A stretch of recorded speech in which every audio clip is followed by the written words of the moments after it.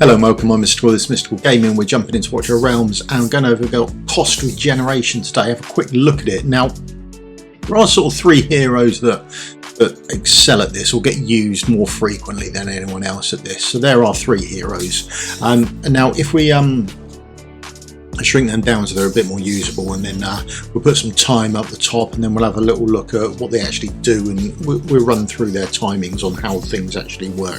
So our first hero over here, so she restores 3 cost every 15 seconds. Okay, that's what she does. That's a passive that's using on this. Then we've got our next hero, and she's restoring 15 cost plus every 25 seconds. Of course, on both of these, the skills are all fully skilled up, so bear that in mind. And then lastly, we've got Cyrene, who gets used in the arena a lot. You'll see her a lot there. And she's restoring 12 cost, and that's done off her ultimate. So every time her ultimate ticks off, then she gets 12 cost. Now, something to bear in mind, because it's coming off her ultimate, she gets put down, and her initial rage is 400, and then ultimate ticks off at 680 rage. So bear that in mind, that her first ultimate of 12 coins that you're going to get back, that's going to hit much earlier because she only needs the 280 rage. After that, she's going to need 680 to keep that going over. So just bear that in mind if you're using her. But we'll cross over on how they actually generate it and things like that, and where we can use them. So there's a time up there. We'll start with 0 seconds, and then we'll put a little coin cost on or coin generation on top of each of them. So after 15 seconds, that's our first one, then we get 3 coins back from our first hero, Narvi. She's going to produce up our first 3 coins after 15 seconds after being placed down. And then after 23 seconds, Cyrene's going to rock up. She's going to do a 12. Remember that initial lot she's going to do after 280 rage. Okay, so there we go. And then 25 seconds, we've then got the 15 coming in there, so the bulk of it. So after 25 seconds, she's actually starting to win there. Now, as time literally ticks on, we're at 30-second mark now. Narvi is up to 6, and then at 45 we're up to 9, but then that's about as close as it gets for her really at 50-second mark. So we're rocking up to 30 coins regenerated then, and then as we tick on 60, she comes up to 12. 75, she comes up to 15, but we're now pulling up to 45, where Cyrene's been left long and far behind now. She's still at the 12. There's a reason for that, and we will come on to that as we push on. And then at 79 seconds, she comes up to the 24. So that's realistically how it works. The Dalyn is definitely the absolute winner. She produces more for us over a short period of time. And then it's Cyrene, but we can improve Cyrene's quite drastically as we go and have a look at her. So we'll have a look at the heroes individually and just sort of see how they're generating that cost and what we're going to kit them in and where we're going to use them. Because although the race does sort of show how much they're generating, it doesn't show the whole story. So we'll just jump in and have a quick actual look at the heroes individually as well. So as we go and have a look at our heroes, then we can just come down and we can go to the tab and we can select our coin cost, and we can have a look at our coin cost heroes. There are some others as well, so let's not say that they're the only 3, but they're the generally more widely used 3 out of anything I've seen. So this is Narvi, our first hero that we showed.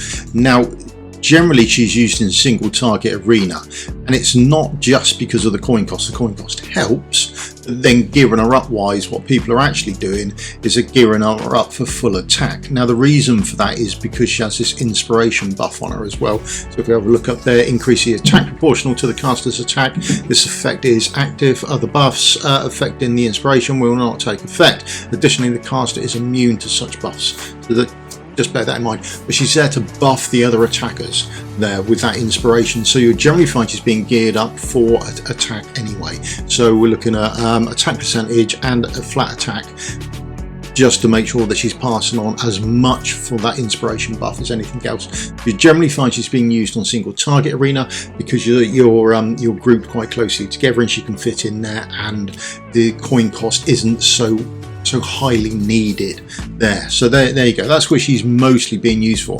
Now our next hero here, this was actually a winner when it came to actually dishing out as many coins as possible. So this is our next hero. Now she pushes out the most coins for us, or the most cost regeneration for us, and she does it on this passive she's got here. When we fully skill that up, passive up, that is doing 15 coin cost every 25 seconds. Now she's not being used for anything else. Her ultimate doesn't do anything for the fight, and neither does her basic attack. So gearing wise, you're free to put her in anything else you like. So one of the things that's got to be worth considering is they're putting her in that morale set, so when on the field all allies deal 4% damage or bonus damage and does not stack. So there you go, you can put her in that set if you want to sort of take a bit more advantage over her. Now one of the things you don't want to do is put in anything there that is rage regenerated, or I mean if you've got rage regeneration on there and that's a piece of kit you're putting on there, but you don't want to aim for it. Remember, this is a passive skill, it's not being done by her ultimate, so rage regen has gives no benefit to her whatsoever, unless you particularly want her ultimate to kick off more often. Then you know, then it produces a benefit for you, but other than that it does no benefit for you. Now on the first two, so artifact wise, at least for the first two, you can use Lucky Legacy. Bear in mind that the first 1 to 10 levels before you promote it, it's a 5% chance, but it does go up to a 15% chance. Now each time you restore cost, there's a 15% chance to restore twice as much. So bear in mind they don't actually restore it that often. Your best case scenario is every 15 seconds, more likely you're going to be on the 25-second mark. And then if you're running it in the arena, for example, and you're running auto battles, bear in mind that you're not going to benefit for it, because it's not going to know if it can place down a hero early for you or not. So the game's not that wise to what you're trying to do just yet. Now Cyrene, who is long behind everyone else on this, she didn't do particularly well in the demo. Now that was because of a couple of things. We only ran her as a basic setup. Now she's got a new skin out. The skin the skin's absolutely fantastic, so that is really good, but it doesn't help with regards to the coin cost procedure for us. Okay, so that is something to bear in mind.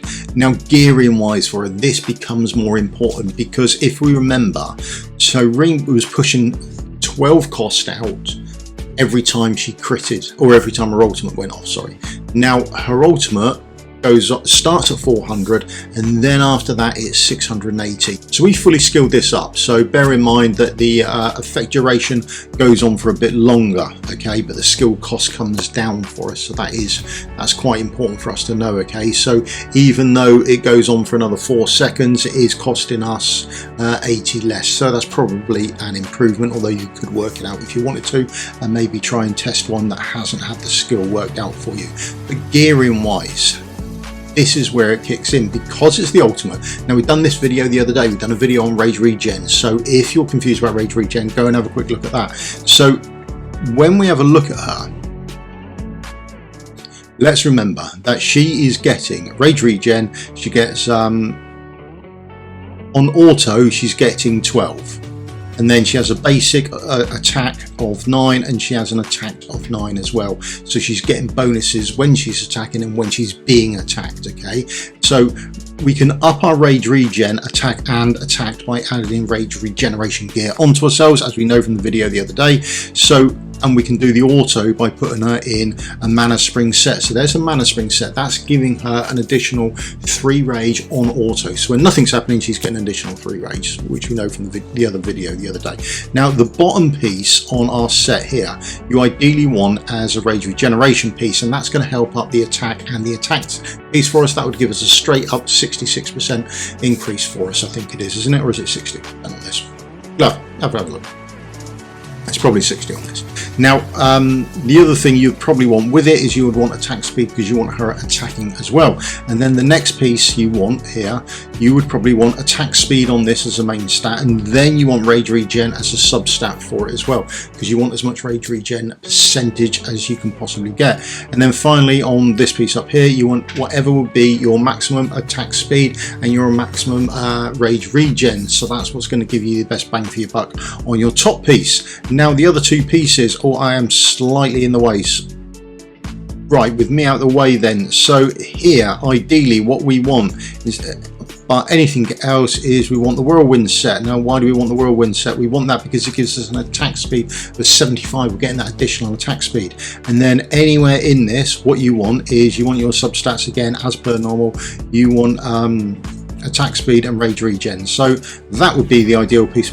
Oh, it's rolled well as well. So, and then you want the same on the other piece as well if you've got it, either rage regen or attack speed, or preference on both. So that's how you want to gear out for the most, and where you're going to use it is going to become quite important as well, and the artifact you put on her. So you're most likely going to, or you're going to get more bang for your buck when you see it when she's doing multi-target attacks. So that that AoE type scenario in the arena is going to really prof for you, because you've got all those attacks coming towards you.